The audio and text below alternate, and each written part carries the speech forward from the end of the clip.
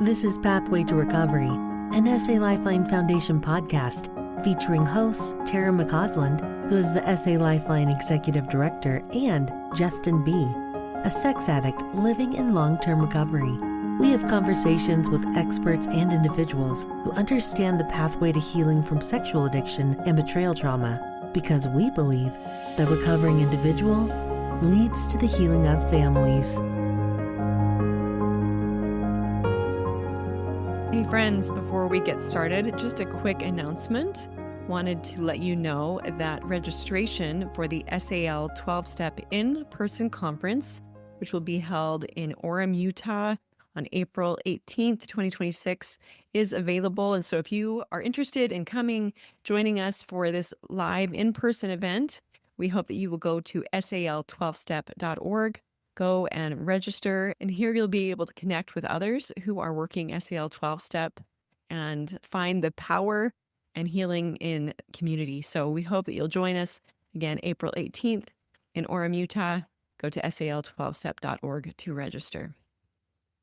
Welcome to the Pathway to Recovery podcast. I am your host, Tara McCausland.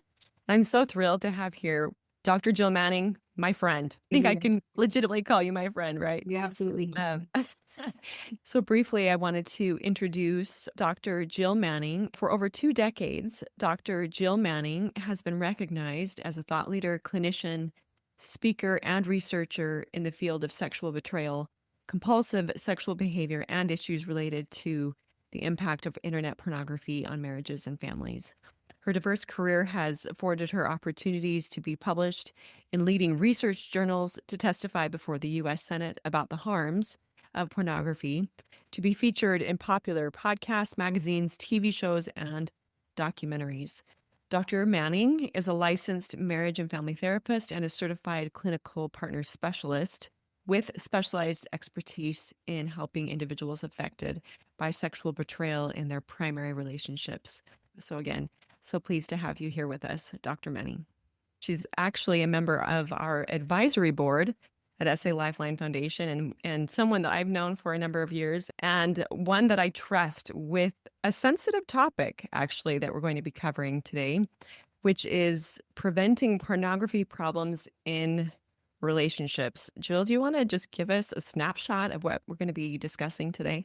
Sure, but it's an honor to be here. And you're right, it is a sensitive topic because we're getting into dating and love and romance and just strong feelings in all directions with this, on both sides of it.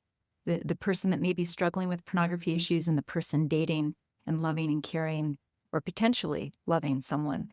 So, of course, we can't prevent behavior in someone else, but I think our conversation, I'm hoping, can empower and clarify and just give some guiding principles for those that are dating, that are not married, that are navigating the dating landscape when this topic of pornography use is so rampant. And I first want to say that I'm approaching this topic without judgment. I really could see how people struggling with pornography use and those, dating or caring for someone, it's going to be really easy to get offended in this conversation, even though I know, Tara, you and I, that is not our goal. That is not the intent of this. And so if something is shared today that may evoke a strong response or disagreement, that's okay.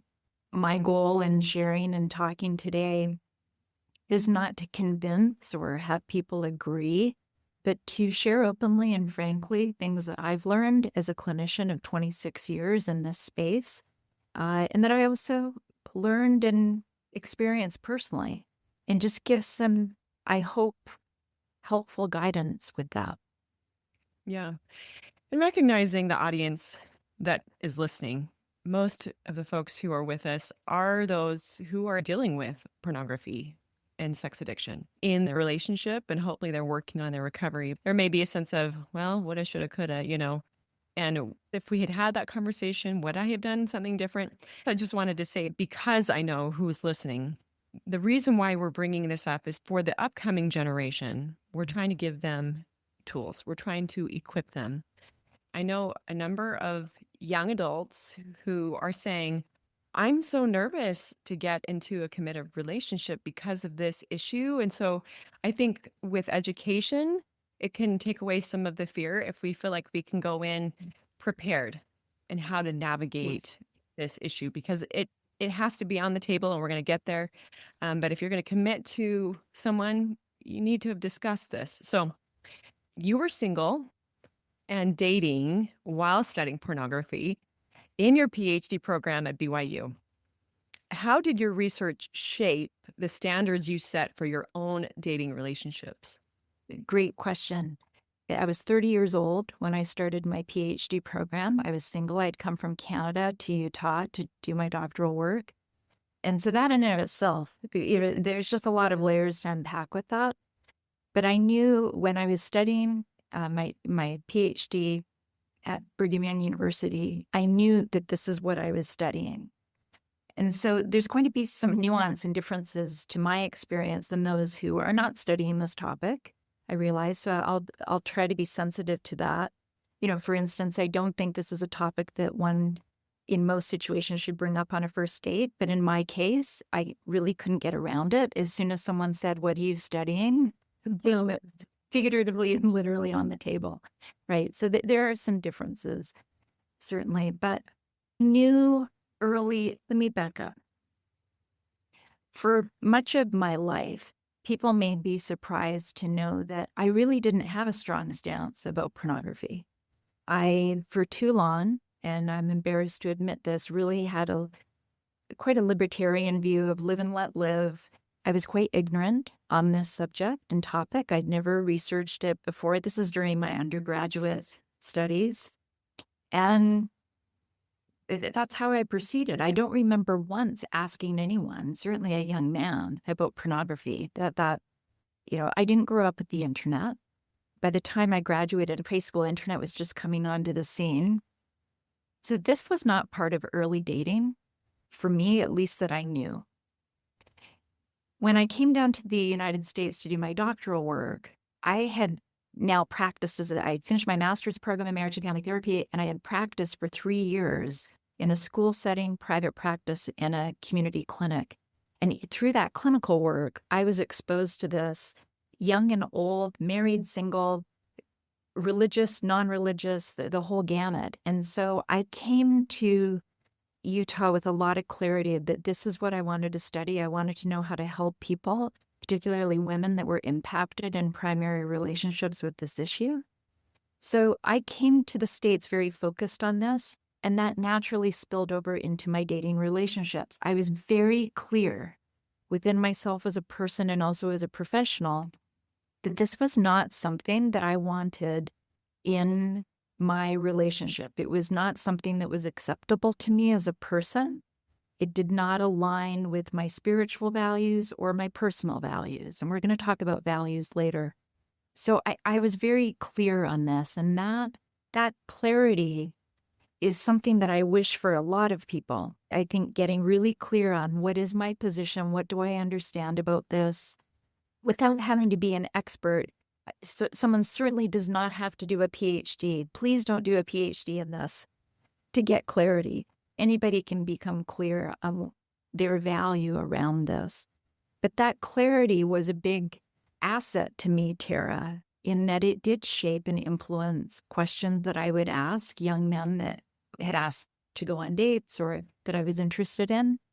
Was it the first question I led with? Heavens no. But I just knew that given the research around how devastating this is to attachments and relationship and marital quality and how it influences kids, that it was not something that on the outset I was willing to accept or give room to. It just was not in the cards. So that clarity was a gift and shaped questions that I asked and things that I really stood for and would vocalize of what I was wanting. I appreciate that you share transparently beforehand. This wasn't always something that was a concern to you. No. And I think that's where the education piece comes in and is so important as we're moving into dating or looking at getting into a committed relationship. If we're not sure where we stand, get some education. And like you said, you don't have to get a PhD No. to understand the ins and outs of this. But if that is you, please take some time to educate yourself about the effects of pornography on attachment, as you said, on relationships, on individuals, and then you can make an educated decision for yourself. You don't even have to listen to us. But what's interesting, many young women, and I'm sure you've heard people say this in different contexts, they're told or they believe that all men look at pornography. This is just something that boys do, and we have to accept it. And again, this is a part of the education piece, right? Is that true or not? And do we just have to accept it? But I'm curious, from both research and personal experience, is that actually true? No. Wholehearted no. It is not true. And let me say this very clearly. That assumption, that narrative that all men look at porn, I find it so deeply offensive, both for men and for women. It's an equal offender type of narrative. It does damage to both sides. And let me explain. First, struggles with pornography consumption is not exclusive to one gender. Men and women, males, females can struggle with looking at sexually explicit content, starting from young ages all the way through the lifespan. So I want to make that really clear. And the messages and things we'll talk about today, Tara, I really do believe are equally applicable to young men. We're going to talk in a more gender segregated way. Well, maybe not. I really believe that both young men and young women should be asking about this, should be educated about this, should be preventing these issues with themselves and be doing everything they can to prevent this in relationships. So this is a equal topic for both sides, and that's an equally offensive narrative. And so just at face value, I would say no, statistically, I do not come across studies or research that says 100% of males are consuming this. I've not run into one study that says 100% of all males or all females are looking at this. So just statistically, not outside of my opinion or my clinical observation, it's just statistically not true. Is it common? Sure, I think there's an argument that it is common, but common doesn't equate with normal, and common doesn't mean healthy or right. And even if it was everybody, that doesn't mean it's right for you, and that doesn't mean you have to accept it. So I think there's a big distinction between common, normal, everybody. These things get clumped very quickly, and I think that's unfair for everybody, and it's damaging because men and women that are struggling with consumption, they will take that narrative of everybody looks at this, everybody's doing this as a permission-giving belief to enable to keep doing this and not get into recovery and stop. So it's damaging on that side. I've met plenty of people that I just thought this was normal. Guys do this, locker room talk, all my friends were. Really? All of them? There's a pretty thin veneer to that. Did you ask every single one of your friends? Were they all being honest with you? Or was there kind of a group think of, I'm too scared to say I'm the only guy not looking at this? So it's deeply damaging for those that are consuming. And I just see, especially with women, I see far too many lose themselves in that narrative, even though deep down, I meet a lot of people, Tara, they're like, I did not feel right about this. I was not okay with pornography use, but they allowed themselves, they self-abandoned in thinking that they had to go along to get along or that they wouldn't be able to attract the person they wanted in their life unless they went along with this. And I think that's just an incredibly destructive thing on so many levels. So a wholehearted no to that question. No, not everybody consumes pornography, male or female. Men and women can both struggle. And people, I really do encourage to be clear on what their own personal value and sexual ethic is around pornography and stay true to that. Don't self-abandon. Really hold on to that. Yeah. Well, I really love that. Changing the narrative around everybody just does it. So I'm just going to accept. And how you put that self-abandoned, any values or thoughts of discomfort around that idea because everybody's just doing it. So I should just accept it. So I think that's incredibly powerful. So thank you for sharing that. And you had just mentioned that it's important for young adults and youth, I think everyone, but we're talking specifically about people who are maybe in the dating phase of their life, that they do need to get very clear on what their values are around pornography use. So let's go there. Before dating someone seriously, what values should young single adults clarify for themselves that impact one's view on sexuality and pornography? There's a few directions we can take this. People are going to have different values. And even if they share the same value, there will be different ways to live that value. So I want to be clear that I by no means see myself as the values police, or it's not my place to tell people what they should value. But I would invite and encourage people to consider and spend some time, especially if you're in a dating phase of your life. What are the values that are most important to me? How do I want those values to influence who and why and how I'm going about dating? Values generally are like roadmaps, right? They're like inner compasses that help direct us to our North Star, if you will. I do encourage people to clarify, what is my sexual ethic? What do I believe sexuality is? How important, what place, what role does that have in my life? Now, I'm not leading out with that, Tara, because I think sex generally or sexuality should be the leading value. I don't believe that. But I think when it comes to a sexual topic like pornography, too few people spend time to clarify, what do I hope it will mean in a relationship one day? What is okay and not okay in that space?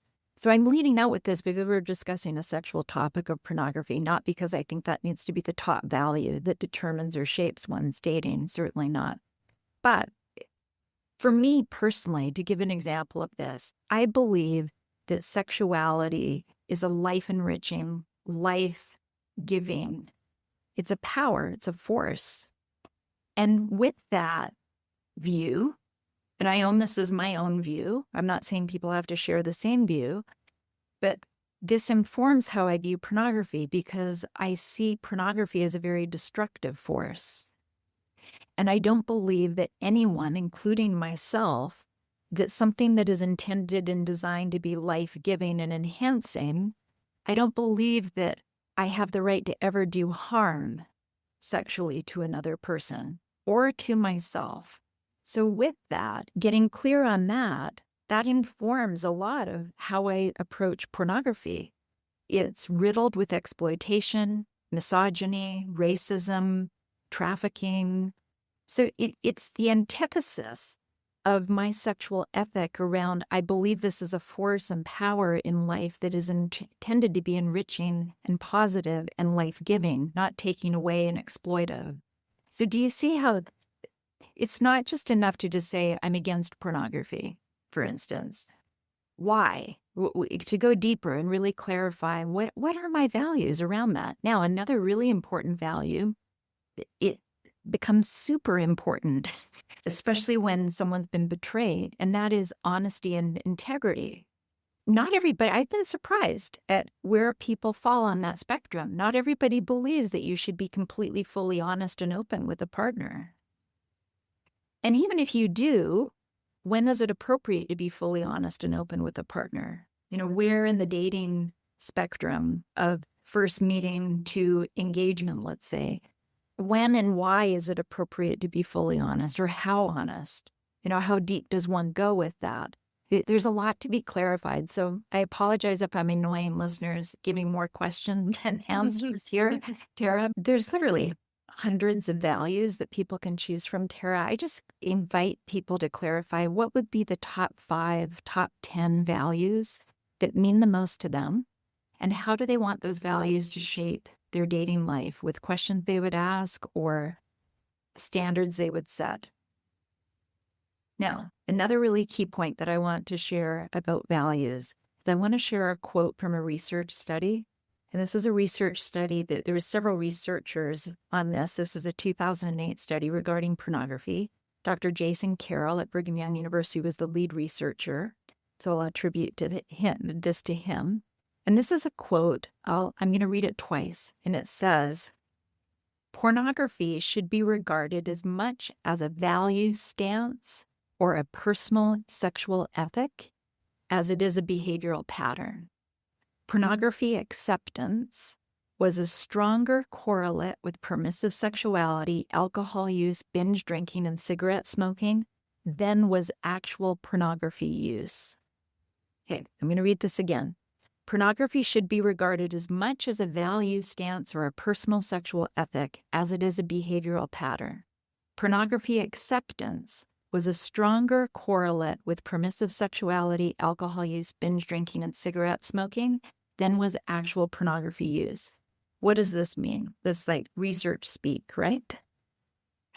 There's several things that's communicating, but one thing that stands out to me is even if you don't consume pornography, but your values and personal sexual ethics are such that you think that's okay, it will have correlations and connections and associations to a range of behaviors just beyond pornography use itself. Yeah. That's really something, right? So again, even if someone doesn't consume pornography themselves, but what are their views and values around that? It will shape other behaviors and things that they're permissive and okay with. I think that's really pretty powerful and remarkable to think about. When I would work at the university clinic during my doctoral studies, it really stood out to me when I would meet young women, especially and bear with me with this story, but this happened several times at the university clinic where I'd meet young women that would almost be hyperventilating around finding out that a dating partner had had a beer or had smoked a cigarette, but may not like that they found out their partner consumed pornography, but they were willing to work with that and tolerate that. And, well, it's okay. All guys look at this. They were willing to work with that. And to me, I think that revealed some really interesting blind spots. Yeah. This gets back to values of why would beer or smoking, for instance, be more offensive or a deal breaker for certain people, I'm not saying all, than pornography, which at its core is objectifying and exploiting of women and men. And if we look at the research, is far more detrimental to relationships than certain types of drinking or smoking. Certainly in their extreme, but my office is not run over by people divorcing, Tara, because of a smoking habit. I have certainly met relationships destroyed by excessive and addictive drinking, yes. But to have a beer, these young women were not talking about alcoholism or addiction to alcohol, but that their ethic and value was such that they believed that was a bigger deal breaker than pornography use. So fascinating. I mean, we could talk about that for a long time, but there's a lot to unpack there. Again, my invitation and encouragement is for each person to get educated and understand for themselves, what is your personal value about pornography? How do you want that to influence dating relationships? And how are you going to voice and communicate that? Because it's not enough to just keep that quiet. I mean, I do believe, and it sounds like you do as well, Tara, this is a topic that really does need to be discussed between dating partners. I full-heartedly agree with that. But it's hard to discuss something when we haven't taken time to get clear on where we stand. Well, such an interesting story. Thank you for sharing that, because again, we're so entrenched in this cultural narrative of everybody's just doing this. And so going back to the previous question, right? Like, does everybody look at porn? Well, the stats don't say that. And even if everybody did, is that something you want to accept? Understanding that it is exploitive. It is abuse on film, right? And it's digital prostitution. Right. There's nothing of true committed love in pornography. I don't believe anybody wants that in their relationship. And yet, as a culture, as a society, we've thrown our hands up in the air and said, I guess everybody's doing it. I won't fight against it. So I just wanted to hit on that point again, because as you had shared that example of these women freaking out about a beer or a cigarette, but shrugging their shoulders at porn use for the lack of something more articulate, that's totally screwed up. It is. Well, and to build off this idea, one of the most common things that I hear people say when they discover secretive pornography use in certainly well, not even an early marriage, but I've heard people of various lengths of marriage say the same thing. They'll say, Jill, I had no idea when he told me that he struggled or looked at pornography when we were dating or early in marriage. I had no idea the gravity or magnitude of what that meant. Yeah. So one of the most important things I can convey today in terms of preventing problems with this in our lives is to get educated, read, look up. What are the harms of pornography use? What does the research say about pornography and relationship satisfaction and longevity? It's not good.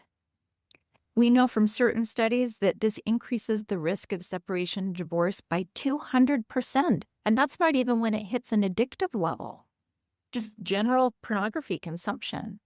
And there was a study that came out in 2023 that said, regardless of religion, regardless of age, all these different factors they were looking at, that across the board, pornography use led to relationship dissatisfaction. It had negative outcomes for relationships. And the researchers said, look, no matter what your values or views on this are, you would do well to avoid pornography use in a relationship if you want a secure, long-lasting, satisfying relationship. They do not go together. And the famous John and Julie Gottman, the Gottman Institute, world famous, one of the biggest research centers in the world looking at relationships, they wrote an open letter in, I believe, 2016. You can look it up online. It's openly and publicly available. And they said, you know, as researchers and as clinicians that care deeply about relationships, I'm paraphrasing, you know, we feel a need to speak out clearly that we do not believe pornography is conducive to happy, satisfying relationships. Again, I digress, but I'm encouraging people to don't be the person that says, I had no idea what this meant. I knew I needed to ask the question. Great. Ask the question before you're married or engaged, certainly.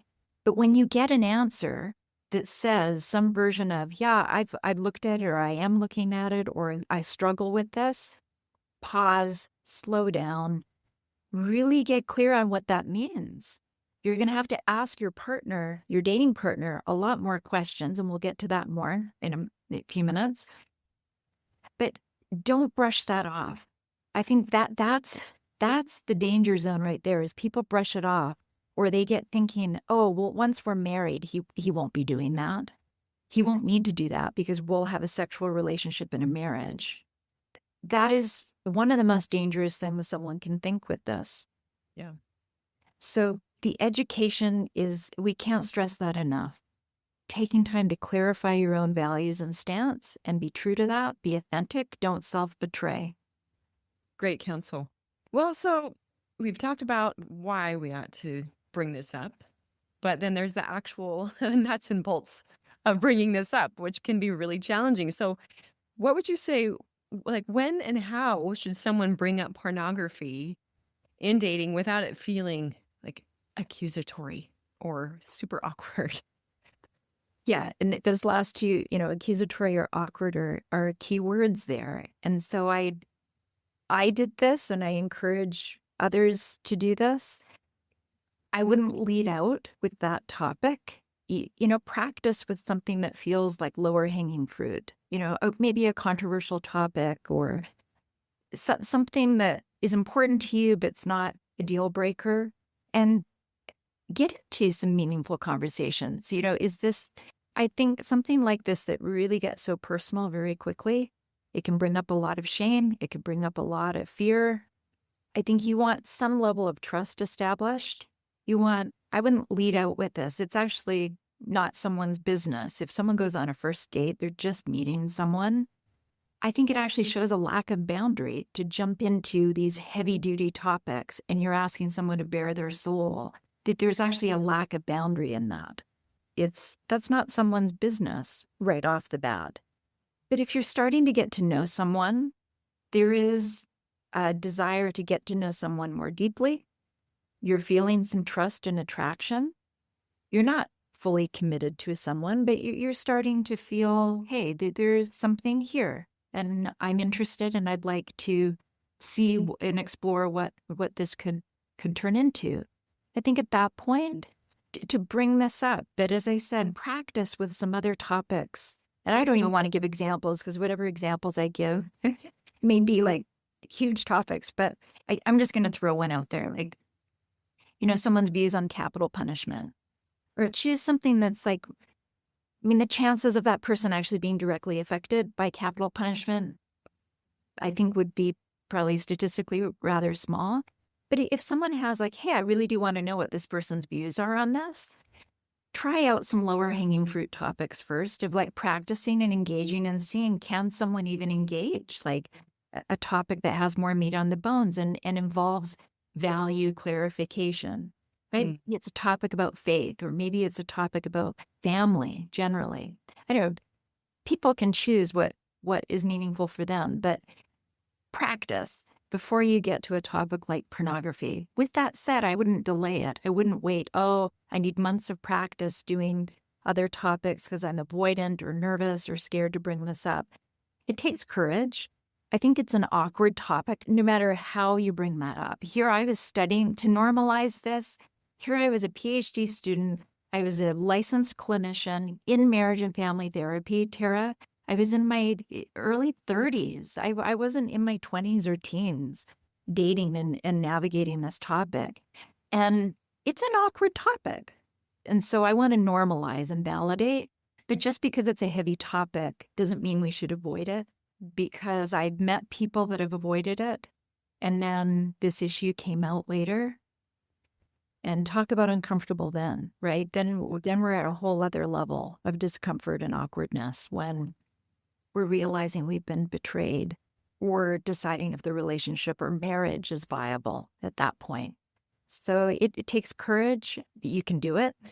And it is a valuable thing to bring up early on, but not in first couple of dates. Now, as I shared earlier, I was at advantage/disadvantage. There was no way of me hiding this, because this is what I was studying. And I met young men. I went on a variety of dates, and when that would come up, my personal experience, Tara, was I had young men whose faces would go as red as tomatoes. Even just me sharing what I was studying, I hadn't even asked them a personal question about it, focused on them. And I had men that, all the blood left the first top half of their body. They went white as ghosts. I paid attention to those signs. And actually, the man that I ended up marrying, there were many great qualities about him. That this was not the thing that made me decide to marry him. But I remember early on when he asked what I was studying, he was one of the few young men that was so engaged and interested. And he thought it was just incredible what I was studying and how I was choosing to invest my time in an academic career. He was completely comfortable discussing it. That was a sign to me that, and as I got to know him better, that this was not an issue in it. It wasn't a source of shame or hurt or pain for him. Now, people can fake that, I realize. People can lie and be deceptive. But I really encourage men and women to pay close attention to their guts. That's not a conversation I would bring up in passing or where there's a lot of distractions. You want to really see, how does someone's body, emotions, how do they respond when that topic is brought up? And how do they engage you on that are, I think, really important signs. I think the ability to communicate authentically with honesty about these issues is so critical, whether or not you're dealing with current issues or you're trying to prevent them. But I love what you said, Jill, like, can someone even go there with us in a conversation like this? And that's incredibly telling for the trajectory of a potential relationship. Marriage is not easy. And there are going to be hard discussions that have to be had if we're going to commit to someone. And so if someone is saying, I don't want to have this discussion because I feel like it's not my place to ask, or I might feel like it's accusatory, maybe you could even lead out with, I care about you and I see potential in this relationship. And because of that, I want to bring up some things that are meaningful to me. So if you pad it a little bit, I think I wouldn't be having this conversation if I thought this was going nowhere. Yeah, I love how you framed that. And it can be certainly couched and introduced with care. And also, here's a key tip is to normalize, because I really do believe all couples should be talking about internet, Yes. boundaries with the opposite sex, pornography. I think that is the modern era we live in. This is a topic I really do believe all couples should clarify and have a discussion about. So even that alone, that fact, Tara, can be a lead in. Like, I love what you shared. And then, to add, hey, I just think it's smart. I value healthy relationships and I care about relationship, and I want to make sure that right from the beginning, there's a good foundation. And this is a common threat in today's world, just in the world we live in. So it's important to bring up. Yeah. And we'll get there in part 2, I think, in our discussion. But because we do know this is a common challenge that many people have, I also just want to put in the plug that it doesn't have to be a deal breaker. But what we're asking people to do is don't ignore it. Do not ignore it. Don't go into a relationship having not had a discussion. And if there is an issue, having not addressed it and talking about, this is what I need from you if this is a problem. But we'll get there. Right. Anyway, well, so as we're wrapping up part 1 here of this discussion, as a marriage and family therapist who has followed the research for many years, why isn't pornography ever just a small issue in a relationship? Because it's the antithesis of every single characteristic of healthy relationships that we know of. And I'm saying that as a social science researcher. If you look at the traits of healthy relationship, and I'm going to share several of them here: mutual belief in the institution of marriage, fidelity, faithful body, mind, heart, mutual respect, trust, intimacy that strengthens the relational bond, marital bond, a spiritual foundation. That doesn't necessarily mean religious foundation, but a sensitivity of the sacredness of life and assumption about the permanence of a relationship. Those are common traits, Tara, in the research that indicate long-term satisfying relationship characteristics. Then if we line that up with what we know about the characteristics and what the research says about what does pornography use do to relationships and marriage specifically, it's the complete opposite. With pornography, some of the common research effects we know, we have decreased desire to marry, right? It's just not as important. There's less desire for it. 3 times more likely to commit adultery and 4 times more likely to engage in paid sex encounters like prostitutes, escorts. Decreased sensitivity toward women and less progressive views of gender. You cannot have an equal partnership if one person has these backward ideas about gender roles. That doesn't work. Decreased trust in one's partner. Increased risk of sexual dysfunction and dissatisfaction. And diminished sensitivity to sacred aspects of life.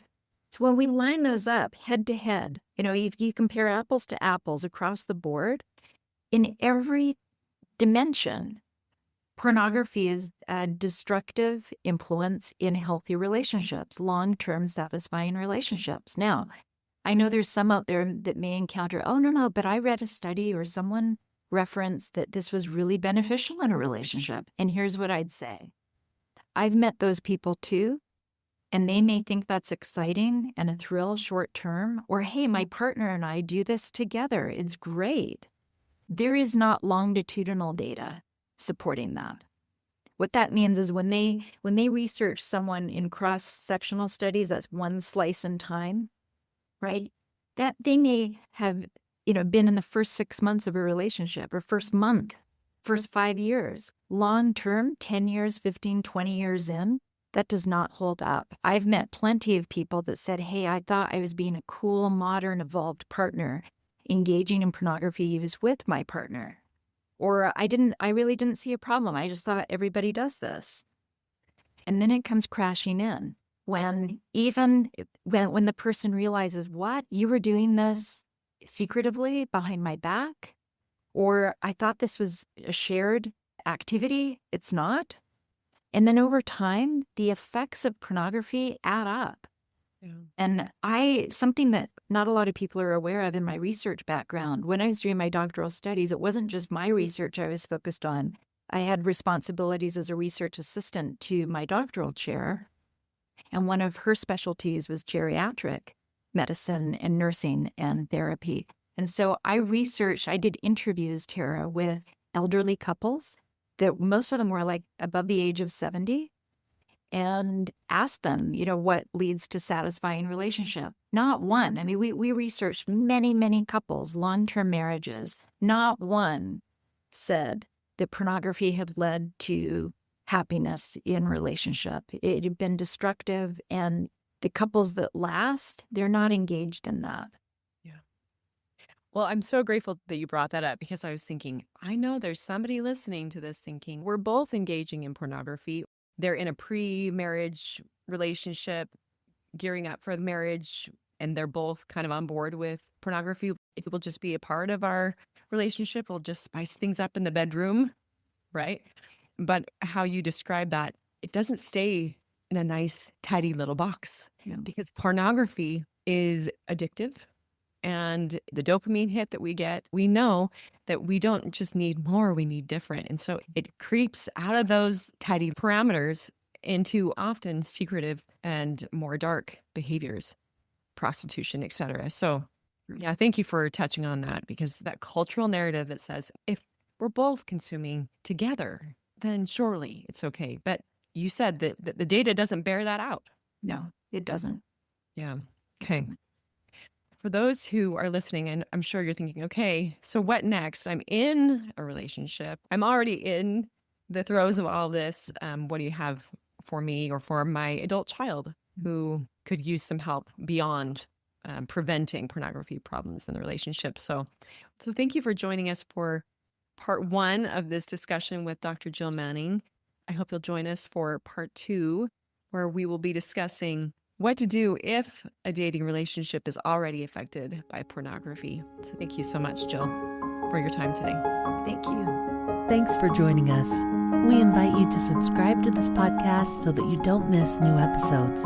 And while you're at it, will you please leave us a 5-star rating and review to help us spread the good news that healing from sexual addiction and betrayal trauma is possible. We invite individuals who are struggling to join our virtual or in-person trauma-sensitive 12-step meetings. Meeting times and locations can be found at sal12step.org. You can find quality education at salifeline.org, and we hope that you will follow us on Instagram and Facebook. SA Lifeline is a 501c3 nonprofit organization, and we welcome donations. SA Lifeline, come heal with us.